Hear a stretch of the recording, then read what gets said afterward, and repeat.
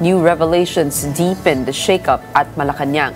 Former Executive Secretary Lucas Bersamin insists he did not resign, contradicting the palace's claim of delicadeza. Here's a report. Both officials respectfully offered and tendered their resignations out of delicadeza.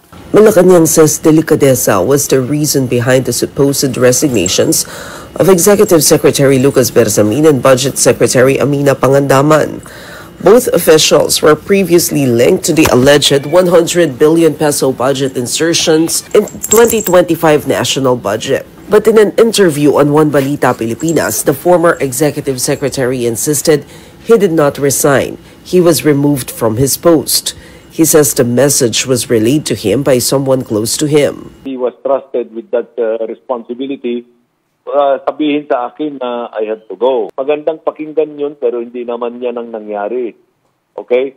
Kung out of delicadeza na nag-resign ako, di mayroon sana sulat sila na lalabas. But they accepted nothing. I do not hesitate dahil sa pleasure ni President ako. The message was very clear that I had to go. Hindi naman ako linta. According to Senate Blue Ribbon Committee Chairman Ping Lacson, the cabinet shakeup happened after former DPWH Undersecretary Roberto Bernardo sent a letter to President Marcos. Bernardo allegedly told Lacson that some people in Malacanang used the president's name. These include former Presidential Legislative Liaison Officer Head Adrian Bersamin and former Education Undersecretary Trigiv Olivar. Adrian is the grandnephew of the former executive secretary. In the widely circulated video of former Congressman Zaldi Co claimed that Undersecretary Bersamin confirmed that President Marcos supposedly approved the 100 billion peso insertion. Former ES Bersamin defended Adrian, saying he does not believe he was involved in any wrongdoing. Mahal na mahal ko si Adrian para kung sariling anak na.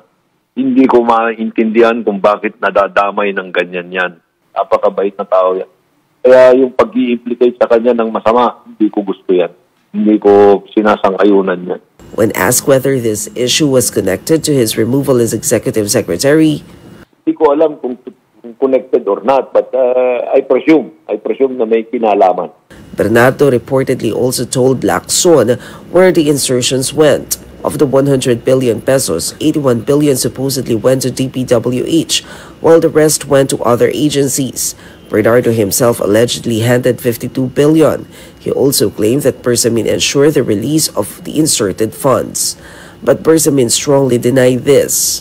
Sinabihan siya ni Yusek Trigiv Olivar na si Secretary Bunuan asked Executive Secretary Bersamin several times, sino ba magpapacilitate itong 52 billion? Of course, isasama sa BICAM, paano ito re-release? Ang sagot ni ES Bersamin sa kanya, we will take care of it.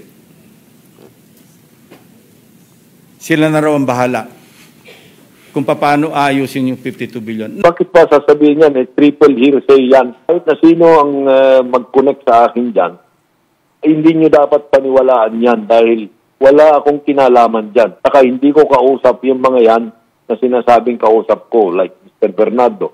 I will not allow myself to be dragged into anything na hindi ko naman ginawa or wala naman akong pakialam.